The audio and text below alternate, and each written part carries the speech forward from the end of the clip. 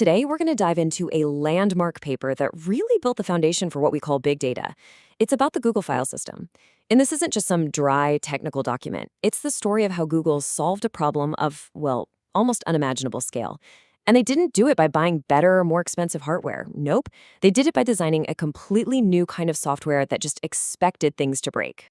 So here's the fundamental question they were facing back in the early 2000s. They were trying to index the entire web, a data set that was just growing like crazy. Storing all that data required a totally new way of thinking, mainly because they were building their whole infrastructure on thousands of cheap, off-the-shelf computers. And the scale was just staggering. I mean, we're talking about hundreds of terabytes of data, which was an astronomical number at the time, all of it spread across thousands of disks on over 1,000 different machines. This wasn't some high-end, super reliable supercomputer. It was a sprawling farm of hardware that was pretty much guaranteed to fail. You see, the standard distributed file systems back then were all built on one key assumption, that the hardware underneath was reliable. Well, that was a luxury Google just couldn't afford. Buying thousands of top-of-the-line, fault-tolerant servers it was fiscally impossible. The only real way forward was to build their own solution, right from scratch. And this right here is the absolute key to understanding GFS. At this kind of scale, things are always breaking. Disks fail, memory goes bad, network cables get unplugged, power supplies just die. Component failure wasn't some emergency you had to handle. It was a daily, predictable part of the job. The system had to treat failure as just normal. So instead of trying to prevent failure, which was a losing battle, the engineers behind GFS did something pretty revolutionary. They just embraced it. They built a system with the core assumption that things would constantly break, and the software itself had to be smart enough to handle it automatically. This quote from the paper, it's really the philosophical heart of the whole system. It's a complete paradigm shift. You know, every file system before this tried to hide hardware failures from you. GFS, on the other hand, made dealing with those failures its primary job. That change in perspective is what made everything else possible. So this new philosophy led to a completely new set of design rules. First, failure is normal. The system has to be its own IT guy, constantly watching for problems and fixing them. Second, files are enormous. We're talking multi-gigabyte files, not tiny text files. Third, data is mostly just added to, appended, not changed in the middle.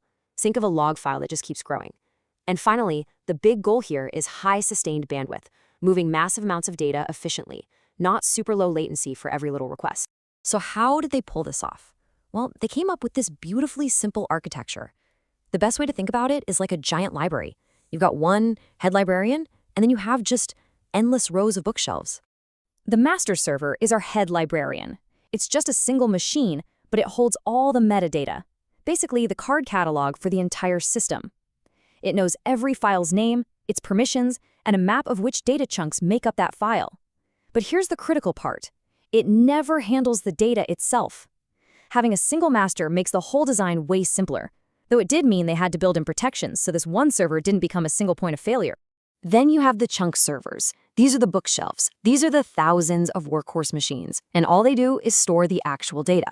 The data itself is broken up into these big 64 megabyte chunks. And why so big? Well, it drastically cuts down on the amount of metadata the master has to keep track of. And of course, for reliability, every single one of these chunks is replicated, usually 3 times on 3 different Chunkservers. This setup makes reading a file incredibly simple and efficient. So let's say your application, the client, needs to read a file. It just asks the master, "Hey, where can I find the first chunk of this file?" The master looks it up and replies, "You can find copies on servers A, B, and C." The client then goes directly to one of those Chunkservers, usually the one that's closest on the network, and gets the data. See how the master avoids becoming a bottleneck? It just points the way and then gets out of the picture. Brilliant. Okay, so reading is the easy part. Writing data, that's a whole lot harder. How do you make sure that when you write new data, it gets written correctly to all 3 copies, especially when any one of them could fail at any given moment? Well, GFS solves this with a really clever mechanism called a lease. For any given chunk of data, the master designates one of its 3 replicas as the primary. This primary replica is temporarily put in charge. It gets to decide the exact order for all the writes that happen to that chunk, which brings some order to the potential chaos. The whole write process is like a fascinating, carefully choreographed dance. First, the client pushes the data it wants to write to all three replicas. Then, it sends the actual write command only to the primary. The primary then picks a serial number, applies the write to its own copy, and then tells the other replicas to do the exact same thing. Notice how the data flow is separated from the control flow? That's the key to its efficiency.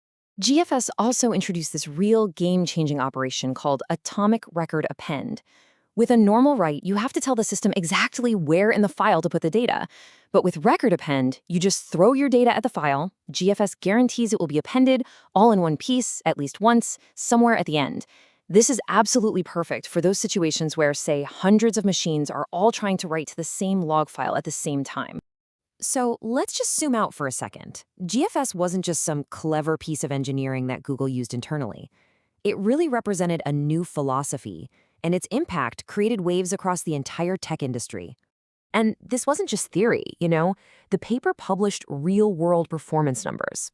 On a production cluster with over 200 chunk servers, GFS was sustaining read rates of almost 400 megabytes per second and write rates over 100 megs a second.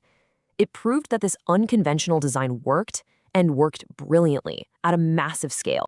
You can literally see its influence in the timeline of big data. The GFS paper comes out in 2003, solving the huge storage problem. Just a year later, Google publishes the paper on MapReduce, which was their system for processing all that data stored on GFS. Well, those two ideas directly inspired an open source project you've probably heard of, Hadoop. And that pretty much kicked off the big data revolution as we know it today. Ultimately, GFS really provided the bedrock for a whole new era of computing.